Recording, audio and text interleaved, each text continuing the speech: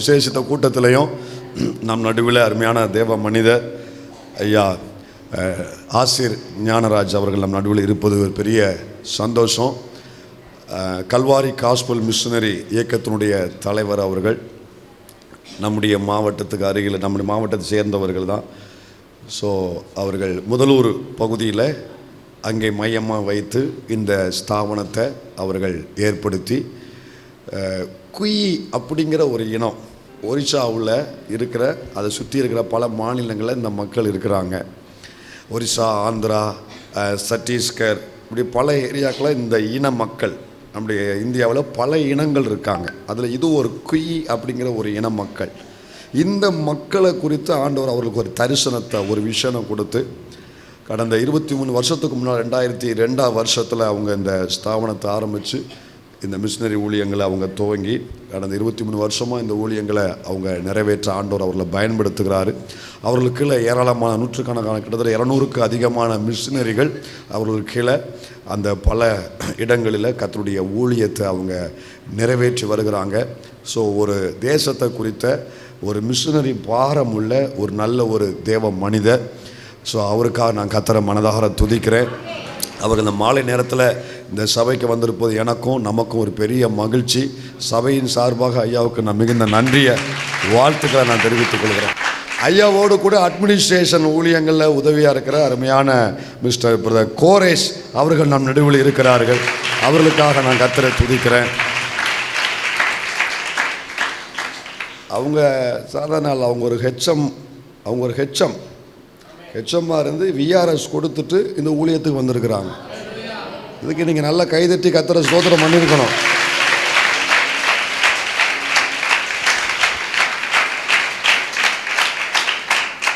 பார்த்தீங்களா, நம்ம கரையம் எவ்வளவு கம்மிங்கிறது இப்போ புரியுதா உங்களுக்கு? உங்கள் பிள்ளைகள் நல்லா படிக்க வைங்க, இன்ஜினியர் படிக்க வைங்க, டாக்டருக்கு படிக்க வைங்க. ஆனால் அடுத்து உங்களுக்கு புரியும். சரியா? ஆண்டவர் உங்களை ஆசீர்வதிப்பாராக. ஐயா அவர்கள் நமக்கு வார்த்தையை கொண்டு வருவார்கள். அல்லேலூயா. சத்தமோர் அல்லேலூயா சொல்லுங்க.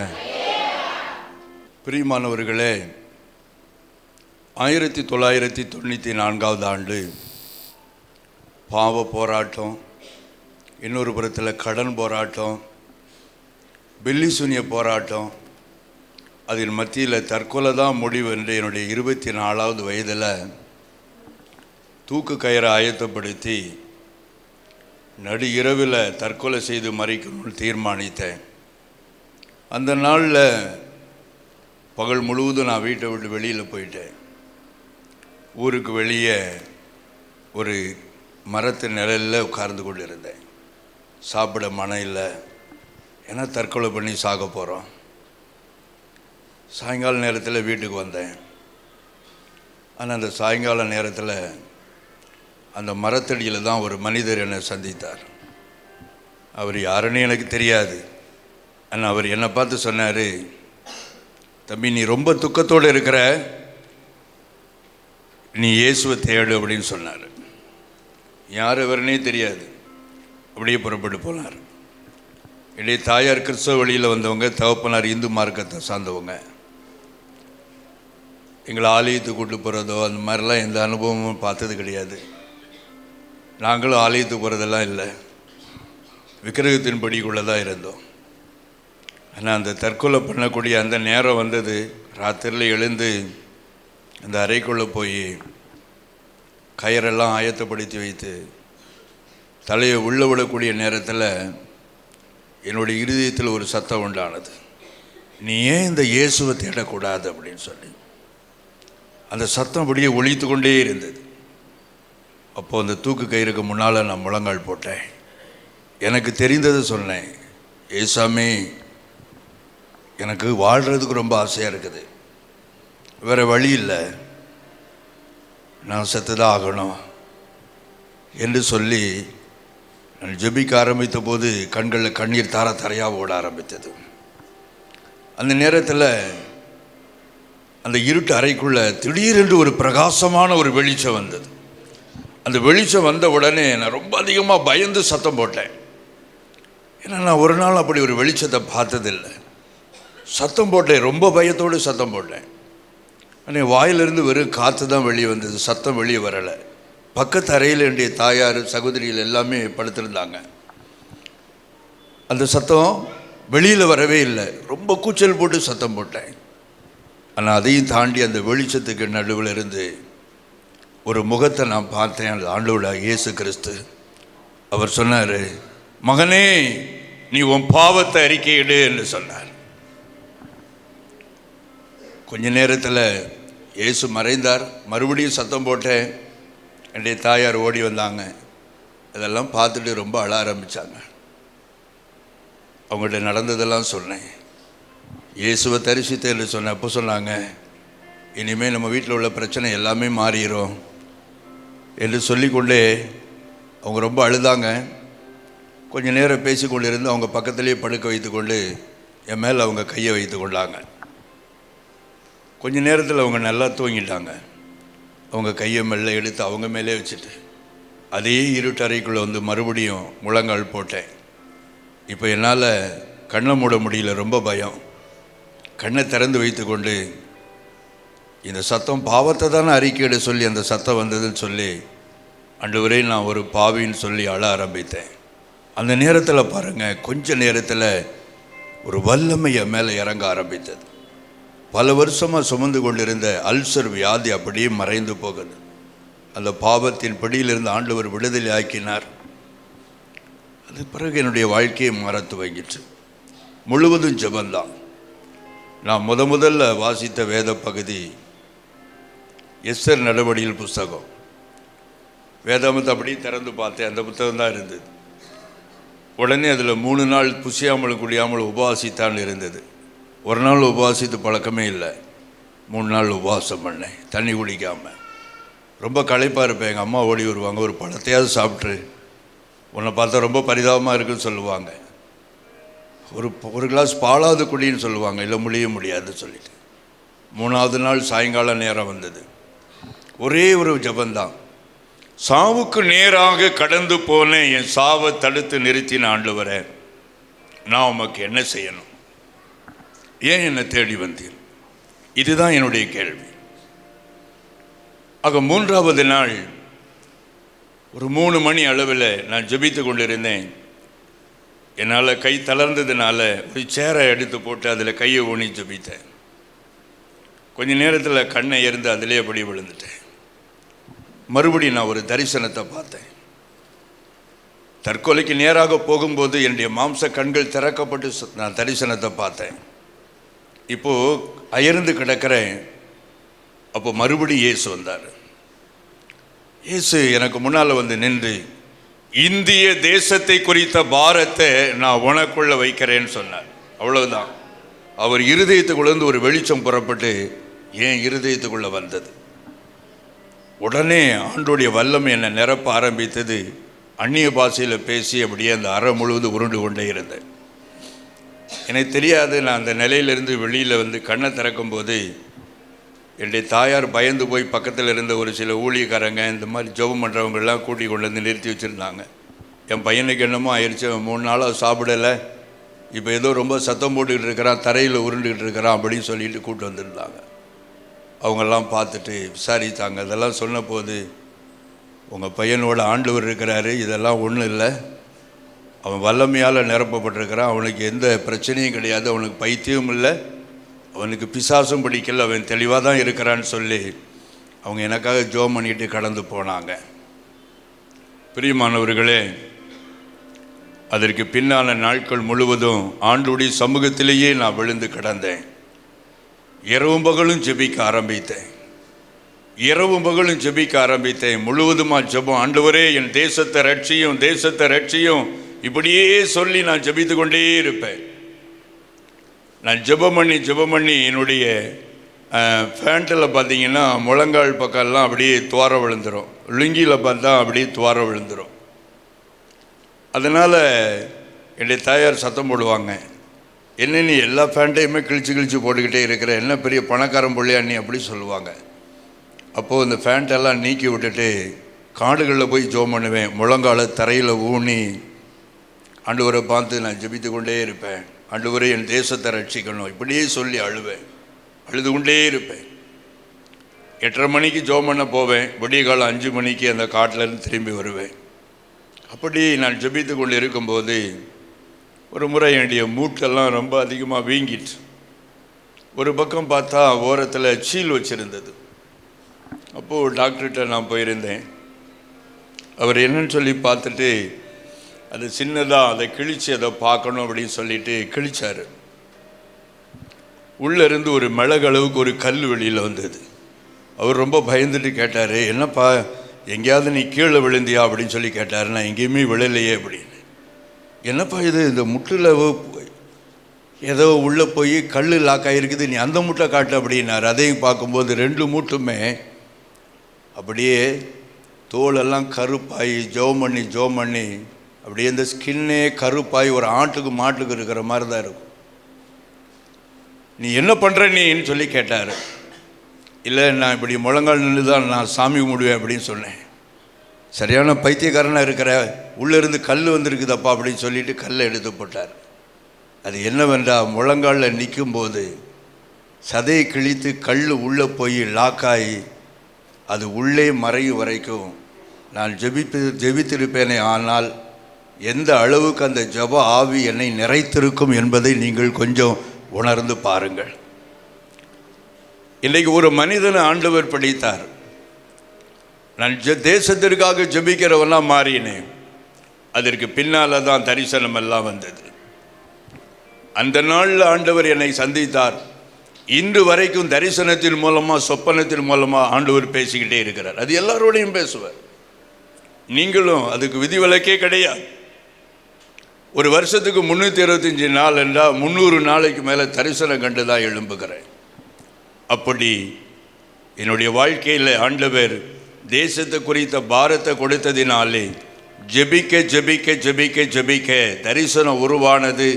அந்த தரிசனம் தான் இன்றைக்கு திரள் கூட்டம் ஆத்மா, இன்றைக்கு இந்த கல்வாரி சுவிசேஷ மிஷனரி இயக்கம். பிரியமானவர்களே, நீங்கள் ஒவ்வொருவரும் ஜெபிக்கிறவர்களாய் மாறும்போது நிச்சயமாகவே தேவன் உங்களை கொண்டு, இந்த சபையை கொண்டு பெரிய காரியத்தை செய்வார். நிச்சயமாகவே செய்வார். கண்களை மூடி வலது கரத்தை உயர்த்தி இயேசுவை நோக்கி பார்க்கலாம். கிருபை நிறைந்த ஆண்டவரே, நன்றியோடு கூட உம்மை துதிக்கிறோம், உம்மை ஸ்தோத்தரிக்கிறோப்பா. இந்த வேளைக்காக நன்றி செலுத்துகிறோம் ஆண்டவரே. நீர் இந்த நாளை தீர்மானித்தீர், நீர் இந்த நாளை முன்குறித்தீர், நீர் இந்த நாளை ஒழுங்குபடுத்தினீர். நீரே உம்முடைய பிள்ளைகளை தூக்கி கொண்டு வந்தீர். நீர் இந்த நாளிலே உம்முடைய பிள்ளைகளுக்குள்ளே என்னவெல்லாம் செய்ய சித்தமாயிருக்கிறீரோ, எதையெல்லாம் செய்ய சித்தமாயிருக்கிறீரோ அதை தடையில்லாமல் செய்ய முடிய கருத்தில் ஒப்பு கொடுக்கிறேனப்பா. நீர் செய்ய நினைத்தது தடைபடாது, தடைபடவே தடைபடாது. தடைகளை உண்டு பண்ணுகிற பிசாசின் கிரியைகள் எல்லாம் இயேசுவின் நாமத்தில் அழிக்கப்படுவதாக. அழிக்கப்படட்டும் இயேசுவின் நாமத்தில். ஆண்டவர் இந்த நேரத்தை பொறுப்படுத்திக் கொண்டு எங்களுக்கு ஆசீர்வாதமாக்கி தாங்க. இயேசுவின் நாமத்தில் பிதாவே, ஆமேன். பிரியமானவர்களே, இப்போ நம்ம ஆதி திருச்சபையினுடைய வரலாற்றை நம்ம பார்க்கும்போது அப்போஸ்தலர்களை ஆண்டவர் வல்லமையினால நிறைத்தார். ஆண்டவர் மகிமை அடைந்தார், உயிர் தெழுந்தார். 40 நாள் அளவும் அவர் உயிரோடு இருக்கிறவராக காண்பித்தார். அவர் பரலோகத்திற்கு ஏறி சென்றார். சீசர்களிலே 120 பேர் ஸ்திரீகளும் புருஷருமாக மேல் வீட்டறையில காத்திருந்து அவங்க எல்லாருமே ஜெபிக்க ஆரம்பித்தாங்க. ஏனென்றால் வாக்குத்தத்தம் பண்ணின பரிசுத்த ஆவியானவர் இறங்கி வரணும். வாக்குத்தத்தம் பண்ணின பரிசுத்த ஆவியானவர் இறங்கி வரணும். அப்போ உங்க காத்திருந்து 10 நாள் அங்கே ஜெபம் நடக்குது. 120 பேர் மேல் வீட்டு அறையில் 10 நாள் இடைவிடாமல் ஜெபித்து கொண்டே இருக்கிறாங்க. 50வது நாள், அதுதான் பெந்தேகோஸ்தே நாள். அந்த நாளிலே திடீரென்று இடிமுழக்கமான ஒரு சத்தம் உண்டானது. அந்த இடத்திலே அவர்களுக்காக வானம் திறக்கப்பட்டது.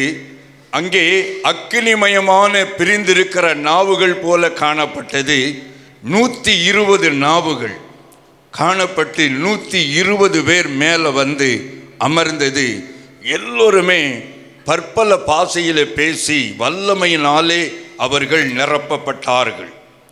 அங்கே மேல் வீட்டறையிலே போடப்பட்ட ஒரு நெருப்பு, மேல் வீட்டறையிலே அவர்கள் பெற்றுக்கொண்ட ஒரு அனுபவம், அந்த மேல் வீட்டு அறையிலே துவங்கின அந்த பணி இன்றைக்கு நம் வரைக்கும் நம்மையும் கடந்து உலகம் எங்கும் பூமியின் கடையாந்தரமும் அந்த நெருப்பு கடந்து போய்கொண்டே இருப்பதை நீங்கள் பார்க்கிறீர்கள். ஆண்டவருடைய நாமத்துக்கு மகிமை உண்டாவதாக. அந்த 120 பேரைத்தான் ஆண்டவர் உலகத்தையே சுவிசேஷத்தினாலே அசைக்கும்படிக்கு அவர் தெரிந்து கொண்டார். அந்த 120 பேர் மேல பரிசுத்த ஆவியானவர் இறங்கி வரும்போது அக்கினிமயமான ஒரு நாவாக காணப்பட்டார். சரீரத்தில் எத்தனையோ உறுப்புகள் இருக்கும் போதும் ஆண்டவர் பிரத்யட்சமாக எழுப்புதலுக்காக ஏன் இந்த நாவை தெரிந்தெடுக்கணும்? இந்த கடைசி கால ஊழியம் நாவில தான் துவங்கக்கூடியதாக இருக்கிறது. அல்லேலூயா. நாவுதான். பரிசுத்த ஆவியை ஆண்டவர் இயேசு பெறும்போது புறாவின் ரூபம் கொண்டு வந்து அமர்ந்தார் என்று பார்க்கிறோம். ஆனால் இங்கே எழுப்புதலுக்காக சுவிசேஷத்தை கடைசி வரைக்கும் கொண்டு போக பரிசுத்த ஆவியானவர் இங்கே அவர் எடுத்த ஒரு தோற்றம், ரூபம் அக்கினிமயமான நாவு. அப்ப இந்த நாவு தான் செயல்படும். இந்த நாவு தான் தேவனிடத்தில் பேச போகிறது. அழிந்து போகிற மக்களுக்காக இந்த நாவு தான் தேவனிடத்தில் பேச போகிறது. அழிவை குறித்து சுவிசேஷத்தை இந்த நாவு தான் மக்களுக்கு தெரியப்படுத்த போகிறது. ஆக இந்த நாவை தேவன் பயன்படுத்த சித்தம் கொண்டார். ஆகவே அந்த நாவை தேவன் பரிசுத்தப்படுத்தினார். அந்த நாவிலே அமர்ந்தார். அந்த நாவிலிருந்து அக்கினியை கடத்த துவங்கினார். அமைதியா இருக்கும் மட்டும் அந்த அக்கினி கடந்து போகாது. நம்முடைய நாவு பயன்படும் போதுதான் அக்கினி புறப்படக்கூடியதாக இருக்கிறது. இந்த நாவு தான் தேவனிடத்தில் பேசுகிறது. இந்த நாவு தான் சுவிசேஷத்தை மனிதனிடத்தில் பேசுகிறது. இந்த நாவை தான் ஆண்டவர் பயன்படுத்துகிறார். ஒவ்வொருவருடைய நாவும் பயன்பட வேண்டும் என்பதுதான் பரலோகத்தின் தேவனுடைய திட்டமாயிருக்கிறது. 120 பேர் அந்த விலையேறப்பெற்ற பொக்கிஷமாகிய அபிஷேகத்தை பெற்றுக்கொண்டு அவர்கள் அடங்கி இருக்கவில்லை. அவர்கள் முடங்கி போகவில்லை. அவர்கள் எழும்பினார்கள். அவர்கள் எழும்பி செயல்பட்டார்கள். வெந்ததை தின்போம் விதி வந்தா சாபம் என்ற நிலை அல்ல. எனக்கு பாடு இருக்குது, பிரச்சனை இருக்குது, எல்லாமே இருக்குது. அதை தான் நம்ம சொல்லிக்கொண்டே இருப்போம். மாதானா கடன் கட்டணும், வாரானா கடன் கட்டணும், நான் வேலை செய்தாதான் சாப்பிட முடியும். ஆனால் இந்த சூழ்நிலைக்குள்ளே முடங்கி இருக்கிற உங்களை ஆண்டவர் கட்டவிழ்ப்பது கடினமான காரியம் அல்ல, எளிதான காரியம். ஆண்டவருடைய பார்வையில் லேசான காரியம். உங்க நாவு பரத்தை நோக்கி கூப்பிடும் பொழுது, முதலாவது உங்க நாவு தேவனை நோக்கி கூப்பிட துவங்கும் போது அந்த ஜெபத்துக்குள் இருந்துதான் தேவனுடைய வல்லமை வெளிப்படக்கூடியதாயிருக்கிறது. பிரியமானவர்களே, முதலாவது கர்த்தருடைய பிள்ளைகளாகிய நாம் ஜெபத்திலே உறுதியாய் தரித்திருக்க வேண்டும். ஜெபத்தில் உறுதியா தரித்திருக்கணும். 5 நிமிடம் 10 நிமிட ஜெபம் அல்ல. ஆண்டவர் சொல்லுகிறார், 1 மணி நேரமாவது என்னோடு கூட நீ விழித்திருக்க கூடாதா? ஆக ஜெபம் பண்ணக்கூடிய நேரத்தில் குறைந்த நேரமே 1 மணி நேரம்தான். இந்த 1 மணி நேர ஜெபம் கூட உங்க வாழ்க்கையில இல்லை என்றால் உங்களுடைய வாழ்க்கை மாறுவதே இல்லை. உங்களுடைய குடும்பத்தில் உள்ள பொருளாதாரம் மாறப்போவதே இல்லை. உங்க பிள்ளைகளுடைய வாழ்க்கையும் மாறப்போவதே இல்லை. நீங்க மாறியே ஆக வேண்டும். குறைந்தது 1 மணி நேரமாவது நீங்கள் ஜெபிக்கவில்லை என்றால் உங்க வாழ்க்கை புரட்சிகரமாக இருக்காது. காரணம், ஆண்டவர் சொல்லுகிறார், 1 மணி நேரமாவது நீ என்னோடு கூட விழித்திருக்க கூடாதா? பிரியமானவர்களே, ஜெபம் என்றாலே நம்முடைய சொந்த வாழ்க்கையின் தேவைதான் என்று ஒரு வட்டத்துக்குள்ளே இருந்து நாம் வெளியே வர வேண்டும். ஜெபம் என்றாலே தேவைதான், தேவையை குறித்து தான். ஆண்டவரே, என் பிரச்சனையை பார்க்கணும், என் வேதனையை பார்க்கணும், இப்படி சொல்லிக்கொண்டே இருப்பது தான் ஜெபம் என்று நீங்க நினைக்கிறீங்க. ஆண்டவருடைய சமூகத்துக்கு போகும்போது எல்லாமே எப்பொழுதுமே அதை கொடு, இதை கொடு, தா, கொடு கொடு கொடு கொடு, இதுதான் ஜெபமா? கொஞ்சம் யோசித்து பாருங்க. இதையும் கடந்து இன்னொன்று இருக்கிறது. உங்களை என்னையும் ரட்சித்த ஆண்டவர், அவர் அன்பும் மனதுருக்கமும் உள்ளவர், மனிதனுடைய அன்புக்காக ஏங்கி தவிக்கக்கூடிய ஒரு ஆண்டவர், மனிதனுடைய அன்புக்காக ஏங்கி தவிக்கக்கூடியவர். அவரோட கூட நீங்க நெருங்கி உறவாடி பழகி பார்க்கும்போது தான் அவருடைய இருதயத்தை நீங்கள் நன்றாய் அறிந்து கொள்ள முடியும். அவர் முழுவதுமா ஒரு பணம் காய்க்கிற ஒரு மரத்தை போலவே நீங்க பார்க்க கூடாது. அவர்கிட்ட எதையாவது வாங்கிட்டு போகணும், அந்த நோக்கத்தோட நீங்க அவரிடத்துல போக கூடாது. ஜெபம் என்பது ஒரு களங்கமில்லாத ஒரு உறவு. அப்படி ஒரு உரிமையை, அதிகாரத்தை தேவன் உங்களுக்கும் எனக்கும் தந்திருக்கிறார். அப்பா பிதாவே என்று கூப்பிடத்தக்க புத்திர சுவிகாரத்தின் ஆவியை அவர் நமக்கு தந்திருக்கிறார். அவர் நமக்கு தகப்பன். அதுல எந்த விதமான மாற்றமும் இல்லை. அவர் நல்ல தகப்பன். அவருக்கு ஈடாக இந்த உலகத்திலே, நம்முடைய வாழ்க்கையிலே அவருக்கு இருக்கக்கூடிய அந்த இடத்துல வேற யாருமே வரவே முடியாது. பிரியமானவர்களே, ஒரு முறை குறிப்பிட்ட ஒரு பட்டணத்துக்கு ஊழியத்துக்காக போயிருந்தேன். அப்போ 3 நாள் மீட்டிங்கு. 3வது நாள் அன்றைக்கு ஞாயிற்றுக்கிழமை. அன்றைக்கு எனக்கு 3 செய்தி இருந்தது. இப்போ விடிய காலமே நான் எழும்பி ஜெபம் பண்ண ஆரம்பித்தேன். ஆனால் எனக்கு ஜெபிக்கிறதுக்கே ஓடவே இல்லை, ஜெபம் பண்ணவே எனக்கு ஓடலை. நான் உடனே ஒரு மாதிரியாக பாட்டு பாடி அலங்காரமாக அப்படி ஜெபிக்கிற அனுபவம் எனக்கு கிடையாது. ஏன்னா நான் டைரெக்டாக ஆண்டவரோட தான் நான் பேசுவேன், அப்பாட்ட பேசுவேன். நான் உடனே கேட்டேன், ஆண்டவரே, ஏன் என்னால் உங்களுடைய பிரசன்னத்தை உணர முடியல? வழக்கம் போல் உரிமையாக நான் ஜெபிக்க முடியலையே, என்ன, ஏன் என் கூட நீர் இணைந்திருக்கலை, என்ன காரணம்? அப்படி கேட்டேன். அப்போ ஆண்டவர் சொன்னார், மகனே, இன்றைக்கு உனக்கு பிறந்த நாள். அப்போ உடனே நான் யோசித்து பார்த்தேன், சரியாக அந்த நாளில் என்னுடைய பர்த்டே. அப்போது யாரும் எனக்கு விஷ் பண்ணலை, ஒன்றும் இல்லை, எல்லாருமே என்னை மறந்துட்டாங்க. ஆனால் ஆண்டவர் என்னை மறக்கலை, பரலோகத்தின் தேவன் என்னை மறக்கவே இல்லை.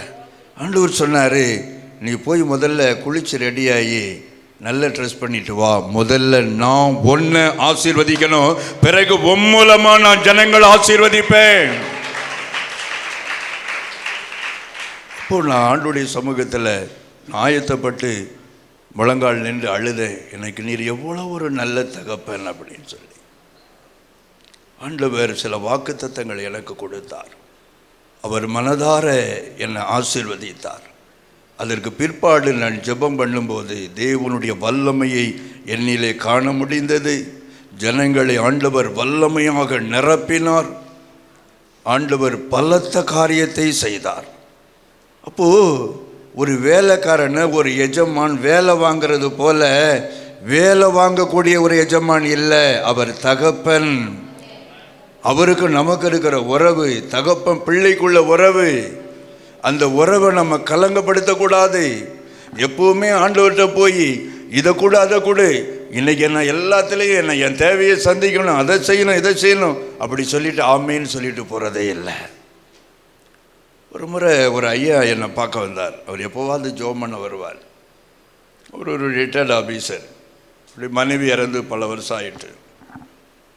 அப்போது அவர் சொன்னார், ஐயா, என் மூத்த மக வர்றா, அவள் வர்றேன்னு சொன்னதுலேருந்தே எனக்கு ரொம்ப கலக்கமாக இருக்குது, ரொம்ப கவலையாக இருக்குது, அதுக்காக நீங்கள் ஜெபம் பண்ணணும் அப்படின்னு சொன்னார். என்னையா அப்படி சொல்கிறீங்க? நீங்கள் தனியாக வீட்டில் உட்காந்துட்டு இருக்கீங்க, உங்களுக்கு இருக்கிற 2 பிள்ளை, உங்கள் மகா பேர பிள்ளைகளெல்லாம் கூட்டிகிட்டு வர்றா, அப்போ அது எவ்வளோ ஒரு சந்தோஷமான காரியம். அந்த லீவு நாளில் பிள்ளைகளோடு நீங்கள் ஜாலியாக என்ஜாய் பண்ணுறதை விட்டு போட்டு கவலையாக இருக்குன்னு சொல்கிறீங்களே, ஏன் உங்களுக்கு கவலை? தனியாக நீங்கள் இருந்து அப்படி என்ன பண்ண போகிறீங்க அப்படின்னு. அவள் என்னை உண்மையாக நேசிக்க மாட்டாயா, அவள் ஒரு ஒரு ஒரு பிளான் பண்ணிகிட்டே வருவா அப்படின்னார். என்ன பிளான் அப்படின்னு கேட்டேன். அதான்யா இப்போ வந்துட்டு போயிட்டு ஒரு 6 மாதம் ஆச்சு. அப்பாவுக்கு பென்ஷன் பணம் அவர் செலவு பண்ணது போக இவ்வளோ ரூபா பேங்க்கில் வச்சுருப்பார். எப்படி அந்த பணத்தை பிடிங்கிட்டு போகலாம், அதுக்கு எதையாவது ஒன்றை பிளான் பண்ணிட்டு வந்துட்டு அதையெல்லாம் கலெக்ட் பண்ணிட்டு போயிடுவாயா, அதுதான்யா. மற்றபடி அவள் என்ன தேடி வர்றதில்லை, என் பணத்தை தேடி தான் வாரா. அதனால தான் நான் ரொம்ப கவலைப்படுறேன். பிரியமானவர்களே, ஆண்டவரை நீங்கள் அந்த இடத்துல வச்சு பார்த்துருக்கீங்களா? எப்போவுமே ஏதாவது கொடுக்கணும்னு சொல்லி கேட்டுக்கிட்டே இருக்கக்கூடிய ஒரு பிள்ளையாக இருக்கீங்களா? முழுவதும் இந்த திட்டத்துக்குள்ளே தான் உங்கள் வாழ்க்கை இருக்குதா? அவருடைய இருதயத்தில் உள்ள துக்கம் வேதனையை உங்களால் புரிந்து கொள்ள முடியலையா? அவரோடு கூட காத்திருக்க முடியலையா? அவருக்கும் நிறைய வேதனை இருக்குது, அவருக்கு நிறைய துக்கம் இருக்குது. சாமுவேலை பார்த்து ஆண்டவர் கூப்பிட்டாரு, சாமுவேலே சாமுவேலே சாமுவேலே சாமுவேலே. சவுலை ராஜாவாக்குனது எனக்கு ரொம்ப மனசாபமாக இருக்குது சாமுவேலே. அவன் நான் சொன்னதை விட்டுட்டு சொல்லாததெல்லாம் செய்கிறான். அவனை ராஜாவாக்குனது எனக்கு ரொம்ப வேதனையாக இருக்குது. ஐயா, ஒரு பெரிய தெய்வம், அண்ட சராசரங்களையும் உருவாக்கின ஒரு ஆண்டவர், ஆனால் ஒரு மனிதனிடத்தில் எனக்கு ரொம்ப வேதனையாக இருக்குதுன்னு சொல்கிறாரு. இது என்னங்க? இது என்ன விதமான உறவு? மற்ற எந்த தெய்வத்திடத்திலும் பார்க்க முடியாத ஒரு உறவு. இது என்ன? 3 சீசர்களை மாத்திரம் கூட்டிட்டு கெத்செமனே தோட்டத்துக்குள்ள போனார். அவருக்கு நிறைய சீசர்கள் இருந்தாங்கன்னு எழுதப்பட்டிருக்குது. 500க்கும் மேற்பட்ட சீசர்கள் இருந்தாங்க. அதில் 70 பேரை பிரித்தார், அங்கே 12 பேரை பிரித்தார். அதிலும் 3 பேரை மாத்திரம் பிரித்து பர்சனலாக அவங்கள அழைத்துட்டு போய் ஜெபிக்கிறார். இரவில் இயேசு கைது செய்யப்படணும். அப்போது பேதுரு, யோவான், யாக்கோபை கூப்பிட்டு சொல்கிறாரு, பேதுரு, யோவான், யாக்கோபு, நான் பாவிகளால் கைது செய்யப்படுவேன். என்னை இப்படியெல்லாம் பேசுவாங்க, என்னை இப்படியெல்லாம் செய்வாங்க. நான் இவ்வளோ வேதனைப்படணும், எனக்கு இவ்வளோ பாடுகள் இருக்குது, இவ்வளோ கஷ்டங்களை கொடுப்பாங்க. நான் ஒரு பாவமும் செய்யாமல் அவங்களிடத்தில் நிந்தையை, அவமானத்தை நான் சகிக்கணும் என்று இயேசு சொன்னார். இந்த கைகள் ஆணி அடிக்கப்படும், திகில் அடையவும் வியாகுலப்படவும் துவங்கினார். பிரியமானவர்களே, மனிதனிடத்தில் ஒரு தெய்வம் அவருடைய இருதயத்தில் உள்ளதை பகிர்ந்து கொள்வது, இதுதான் மெய்யான கிறிஸ்தவ வாழ்க்கை. இதற்காகத்தான் ஆண்டவர் உங்களை அழைத்திருக்கிறார். அழைப்பின் நோக்கம் அவரோடு கூட உறவாடுவது. முதலாவது அவரோடு கூட உள்ளத்தை பகிர்ந்து கொள்வது, ஒளிவு மறைவில்லாமல் எல்லாவற்றையும் இயேசுவிடத்திலே சொல்லுவது, அவருடைய இருதயத்தை அறிந்து கொள்ள துடிப்பது. அதுதான் கிறிஸ்தவ வாழ்க்கை. பிரியமானவர்களே, அப்படிப்பட்ட ஒரு ஜெபத்தை ஏறெடுக்கத்தான் ஆண்டவர் உங்களை என்ன தெரிந்து கொண்டார். இதே கும்பமேளா கடந்த நாட்களில் நடந்தது. 12 வருஷத்துக்கு முன்னால் இந்த கும்பமேளா நடக்கும்போது தொடர்ந்து சில நாள் நான் உபவாசித்து ஜெபம் பண்ணினேன். எப்பொழுதெல்லாம் தேசத்திலே விக்கிரகத்துக்கு முன்பாக திரள் கூட்ட மக்கள் கூடி வரக்கூடிய காலங்கள் நெருங்குதோ, அந்த நாட்கள் நெருங்க நெருங்க நெருங்க என் இருதயம் அப்படியே துடிக்க ஆரம்பிக்கும். ஐயோ, என் தேசத்தின் ஜனங்கள் தேவனிடத்தில் நன்மையை பெற்றுக்கொண்டு, சுகத்தை பெற்றுக்கொண்டு, ஆசீர்வாதத்தை பெற்றுக்கொண்டு பிசாசுக்கு மகிமை செலுத்த துடிக்கிறாங்களே. ஆண்டவர் இந்த விக்கிரக வணக்கத்தை அருவருக்கக்கூடியவராக இருக்கிறாரே. ஆண்டவருடைய கோபம் பற்றி எரிந்திடக்கூடாதே. அதற்கு முந்தின காலத்தில் இருந்தே என் இருதயம் துடிக்க ஆரம்பிக்கும். தேசத்தின் ஜனங்களுக்காக பரிந்து பேசி ஆண்டவருடைய சமூகத்திலே நான் அழுது கொண்டே இருப்பேன். நாளைக்கு கும்பமேளா நடக்கணும். ஆனால் முந்தின நாள் இரவில் 2 மணிக்கு ஆண்டவர் என்னை தட்டி எழுப்பினார். 11 மணிக்கு தான் படுத்தேன். 3 மணி நேரம் தான் தூங்கியிருக்கேன். எழும்பி உட்கார்ந்தேன். ஆண்டவர் சொன்னார், என் கோபம் அந்த ஜனத்தின் மேலே மூளப்போகுது, நீ ஆயத்தமாகி ஜெபிக்கக்கூடிய இடத்துக்கு வான்னு சொன்னார். உடனே வேகமாக ஆயத்தப்பட்டு நான் ஜெபிக்கக்கூடிய ஸ்தலத்தை நோக்கி வந்தேன். அங்கே முழங்கால் போட்டு நான் அழ ஆரம்பித்தேன். ஆண்டவரே, என் ஜனத்தினுடைய பாவத்தை மன்னியும். அவங்க கையில் வேதம் கிடையாது, அவங்களுக்கு நீதி என்னன்னு தெரியாது, அவங்க மேலே உம்முடைய கோபம் மூளக்கூடாது, நீர் அவங்களுக்கு இறங்கணும்னு சொல்லி நான் அங்கே ஜெபித்து போராடி கொண்டிருந்தேன். சரியாக 6:30 மணி வரைக்கும் ஆவியானவர் என்னை ஆட்கொண்டு என்னுடைய கண்ணீரை சிந்தும்படிக்கு வழி நடத்தினார். 6:30 மணிக்கு ஜெபம் பண்ணி முடித்து நேராக வீட்டை நோக்கி வந்தேன். ஒரு 7 மணி இருக்கும்.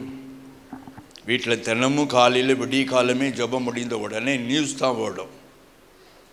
நியூஸ் ஓடிக்கிட்டு இருக்குது. லைவில் பார்க்குறேன். அந்த திரிவேணி சங்கமத்தில் போடப்பட்ட டெம்பரவரி டென்ட்டு, அங்கே கொடுக்கப்பட்ட கரண்ட் கனெக்ஷன் எல்லாமே சூறாவளி காற்றுல அப்படியே பறக்குது. எல்லா இடத்துலையும் பேய் மழை பெய்யுது. ஜனங்கள் எல்லாம் அந்த இடத்தை விட்டு அலறி அடித்து கொண்டு ஓடுகிறார்கள். அவங்க ஓடி வரும்போது பாருங்க, ரோடெல்லாம் 2ஆ பிளந்தது. ரயில்வே ஸ்டேஷனுக்கு ஓடி வந்தாங்க. ஒருவர் மேலே ஒருவர் மிதித்து பல நூற்றுக்கணக்கான பேர் செத்து மடிந்தார்கள். எங்கே பார்த்தாலும் ஜனங்கள் பதறி அடித்து கொண்டு ஓடினார்கள். அந்த கும்பமேளாவினுடைய உச்சக்கட்ட நாளிலே அது நடக்காமலே தேவ கோபத்தினாலே அது தடை செய்து போடப்பட்டது. நான் தேசத்தை அழிக்காதபடிக்கு திறப்பிலே நிற்க, சுவரை அடைக்க ஒருவனை தேடினேன், ஒருவனையும் காணேன். ஒரே ஒரு மனிதனை ஆண்டவர் தேடுகிறார். பிரியமானவர்களே, ஒரே ஒரு வாழ்க்கை. மனிதனுடைய வாழ்க்கையினுடைய காலத்தை பாருங்கள். அது ஒரு புள்ளின் பூவுக்கு ஒப்பாக ஆண்டவர் சொல்லுகிறார். கடந்து போகிற ஒரு நிழலுக்கு ஒப்பாக இருக்கிறது. தோன்றியும் தோன்றாமலும் இருக்கிற ஒரு புகைக்கு ஒப்பாக இருக்கிறது. மனிதனுடைய வாழ்க்கை காலமெல்லாம் ஒரு கொஞ்ச காலம். ஆண்டவரே சொல்றாரு, 1000 நாள் என்னுடைய பார்வையிலே ஒரு நாள்னு சொல்றாரு. அப்போ மனிதனுடைய வாழ்க்கையை அவர் ஒரு பூவுக்கு ஒப்பாகத்தான் பார்க்கிறார். அதான் சொல்றாரு, பூவுக்கு ஒப்பாக இருக்குது. மனிதனுடைய வாழ்க்கையில் வேஷெல்லாம் களைந்து போகுது. முகசாயலை ஆண்டவர் மாற பண்ணுகிறார். யோபு பக்தன் சொல்லுகிறான், நீர் அவனுடைய மாதங்களின் தொகையை உம்முடைய கணக்கில் அல்லவோ வைத்திருக்கிறேன். மாதங்களின் தொகை, நாட்களின் தொகை, வருஷங்களின் தொகை. ஒரு நாள் பிறந்து ஒரு நாள் முடியும் போது வாழ்நாட்களில் ஒவ்வொரு நாளாக போய்கொண்டே இருக்குது. முடிவை நோக்கித்தான் நம்ம கடந்து போய்கிட்டே இருக்கிறோம். ஒரு நாள் பிறப்பு எப்படி அப்படியே இறப்பு வரும்.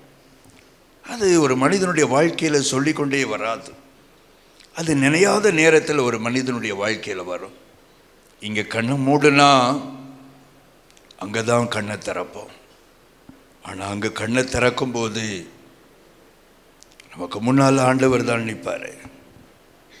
இத்தனை வருஷம் உனக்கு நான் ஈவா தந்தேனே, இத்தனை வருஷம் இந்த சபையிலிருந்து வசனத்தை கேட்டியே,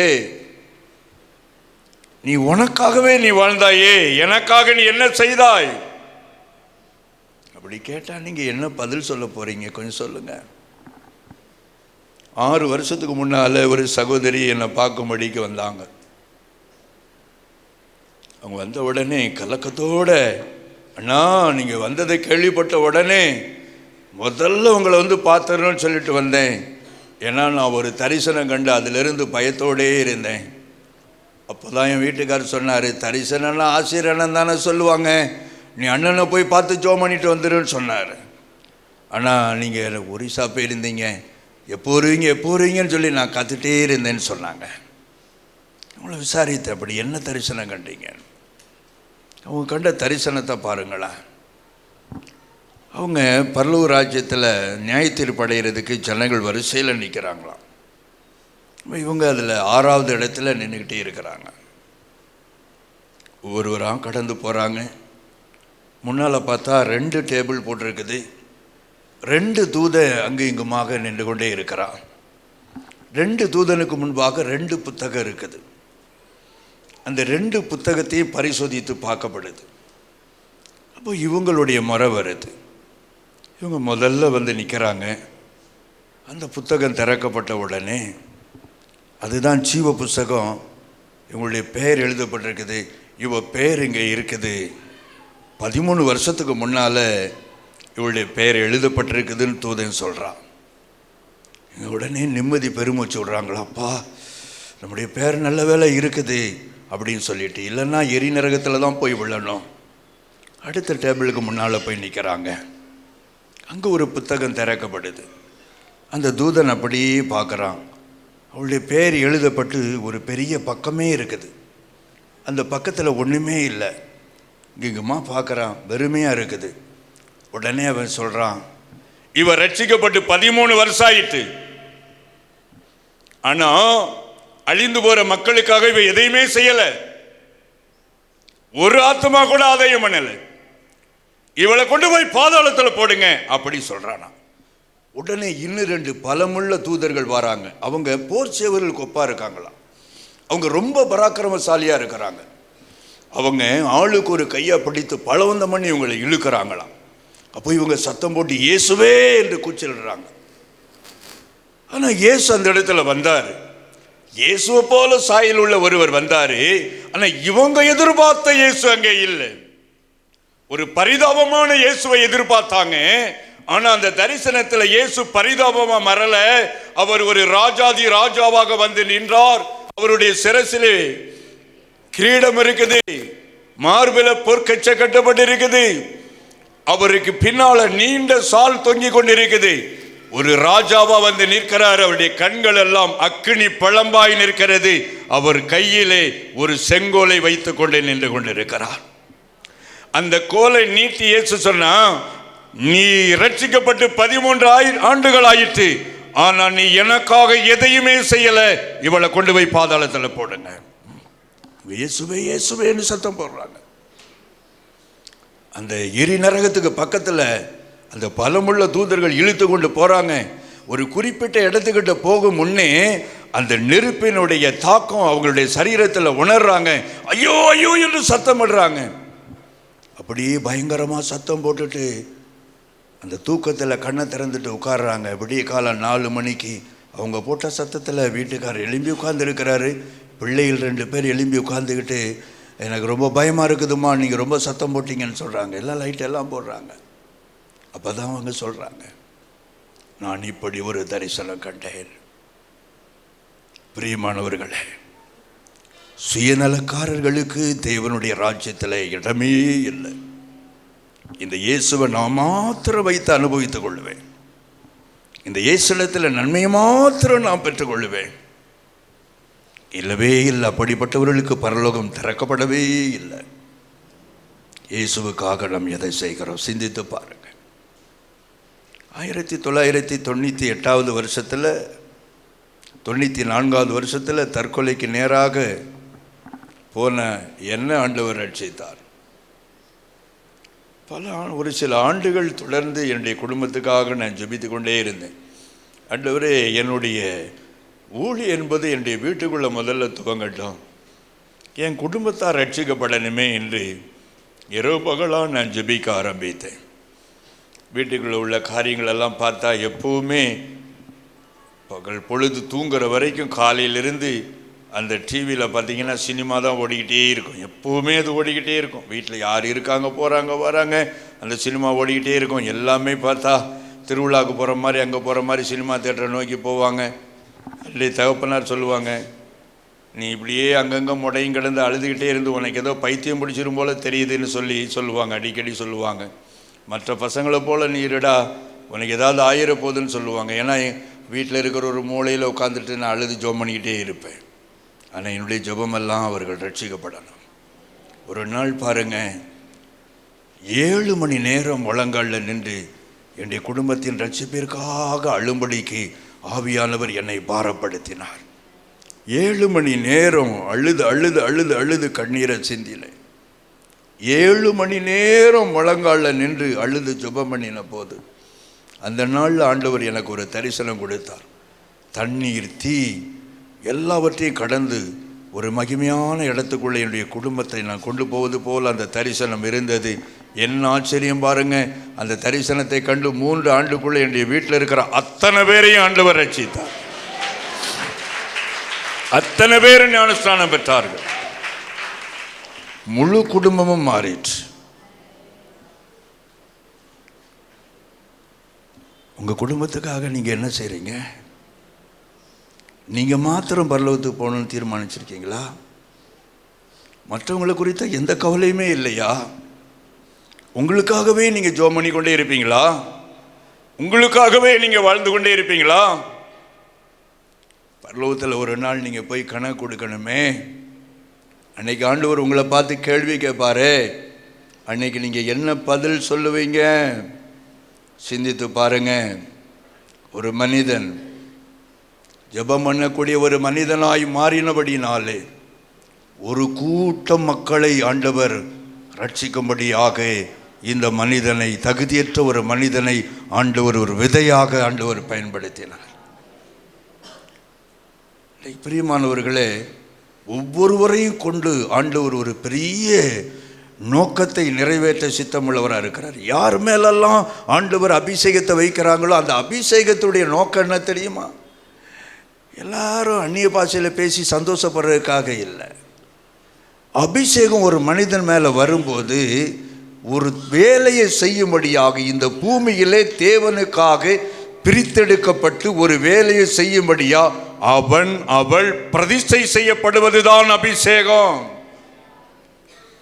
நீங்கள் சும்மா அந்நிய பாஷை பேசி ஆவியில் நிரம்பிட்டு ஞாயிற்றுக்கிழமை வந்தால் ஆவியில் நிரம்பிட்டு மற்ற நாளெல்லாம் நீங்கள் பாட்டுக்கு உங்கள் கடமையை செய்து கொண்டு இருப்பது அல்ல.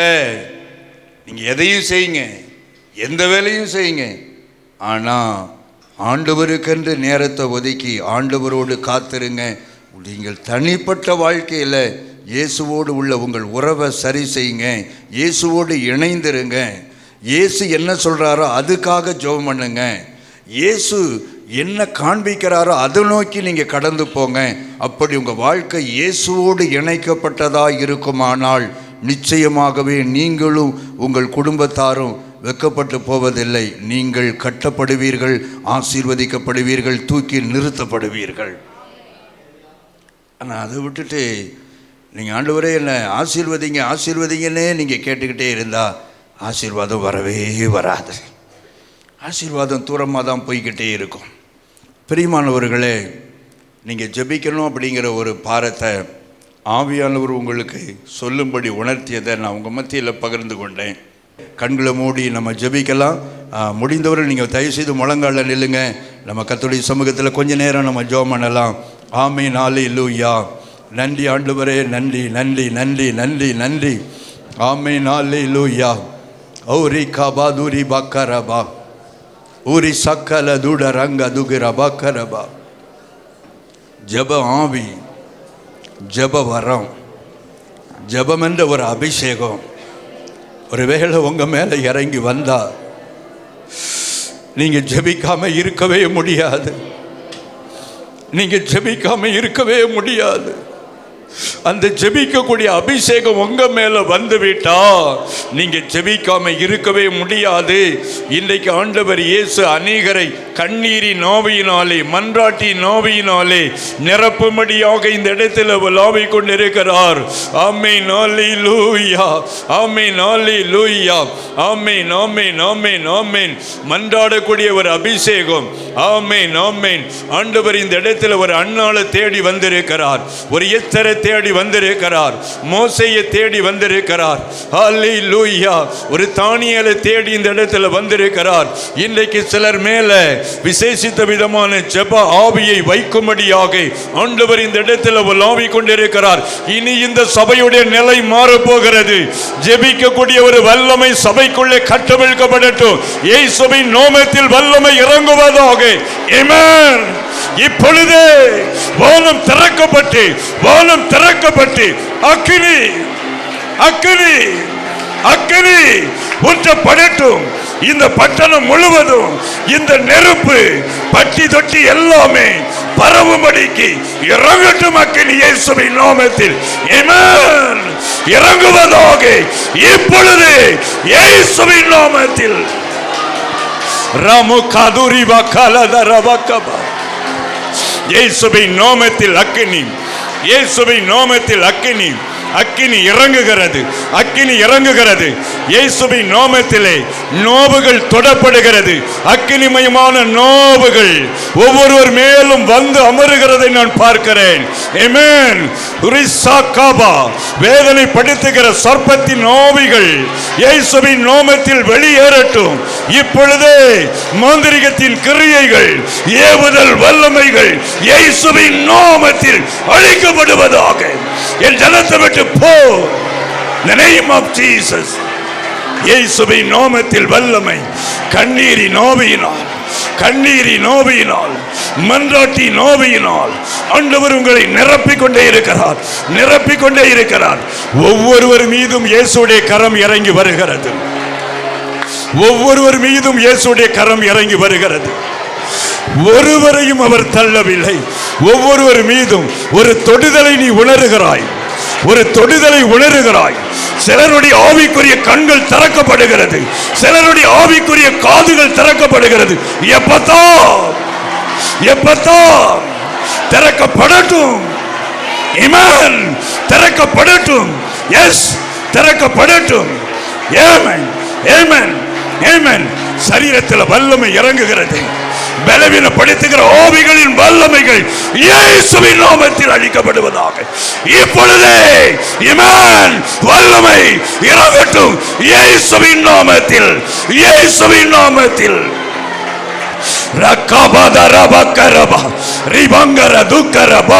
அக்கினி இறங்கட்டும் இயேசுவின் நாமத்தில். அக்கினி இறங்கட்டும், இறங்கட்டும் அக்கினி இயேசுவின் நாமத்தில்.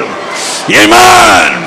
வல்லமை இறங்கட்டும், வல்லமை இறங்கட்டும் இயேசுவின் நாமத்தில், இயேசுவின் நாமத்தில், இயேசுவின் நாமத்தில். ஹரிசக்கது பரகபர.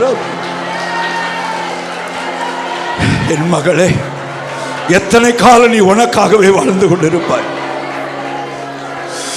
நீ எனக்கு தேவை. உன்னை நான் எனக்கென்று ஏற்படுத்தினேன்.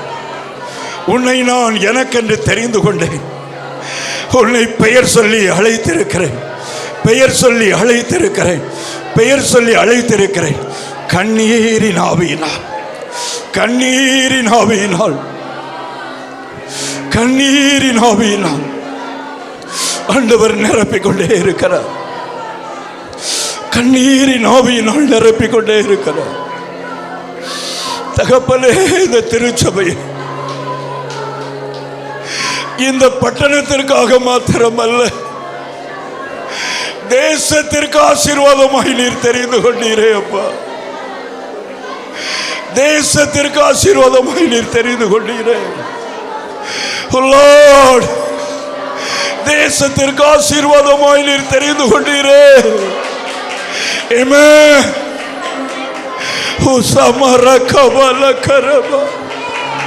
கண்ணீரின் ஆவியினால், கண்ணீரின் ஆவியினால்,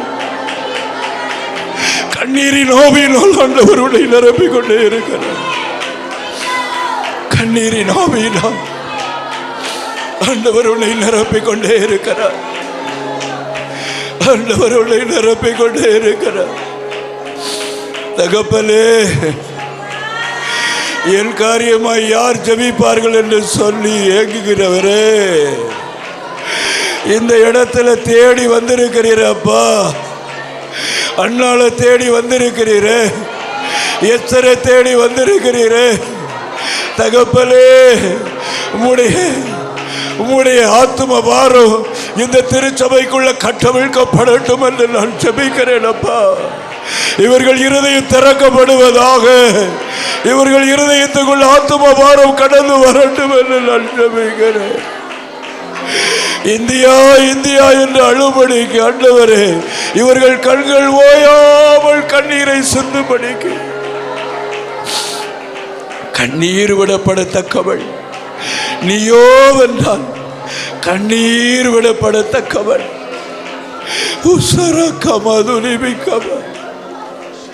சீயோன் குமாரத்தின் மதிலே நீ நதி எவ்வளவு கண்ணீர் விடு, நீ நதி எவ்வளவு கண்ணீர் விடு.